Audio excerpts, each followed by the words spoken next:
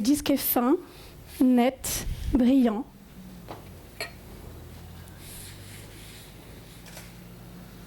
De nombreuses larmes s'étirent lentement sur la paroi du verre.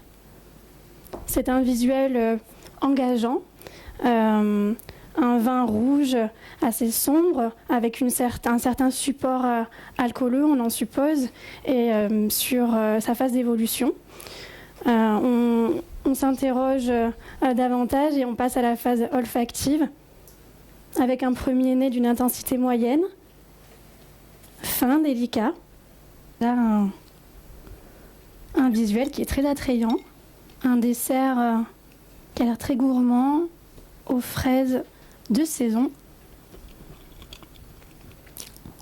On remarque directement un travail sur les différentes textures, le côté craquant du chocolat blanc, la fraise.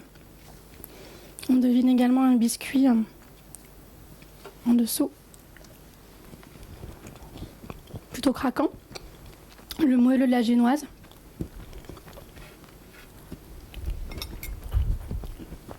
On a des notes de romarin pour relever ce côté gourmand, feuilleté.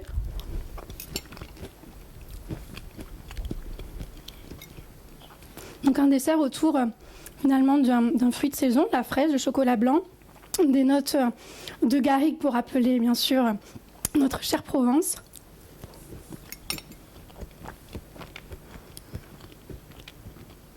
Puisque nous sommes dans l'une des plus belles régions de France. Nous sommes en Provence-Alpes-Côte d'Azur, en région Bouches-du-Rhône, avec la célèbre montagne Sainte-Victoire, qui a été peinte par Paul Cézanne, qui est un site culturel finalement très riche, puisque nous retrouvons également vers son nord le château de Picasso, où il est enterré. Il y a une vraie vie autour de cette montagne, dont le point culminant est le pic des Mouches, et vous avez de superbes balades à faire et je vous le conseille vraiment.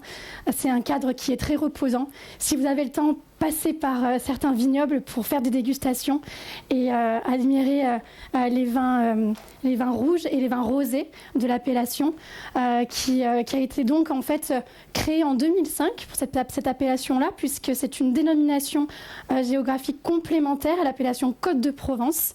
Et donc là, vous avez un microclimat autour de cette montagne Sainte-Victoire, en altitude pouvant aller jusqu'à 500 mètres, donc beaucoup de fraîcheur, des sols calcaires qui apportent de la minéralité aux vins rosés, issus de Grenache, Syrah pour la plupart bien sûr, et des vins rouges puissants, aux tanins fins, fondus, qui peuvent se boire très rapidement, étant donné leur buvabilité, et qui peuvent également se garder quelques années en cave.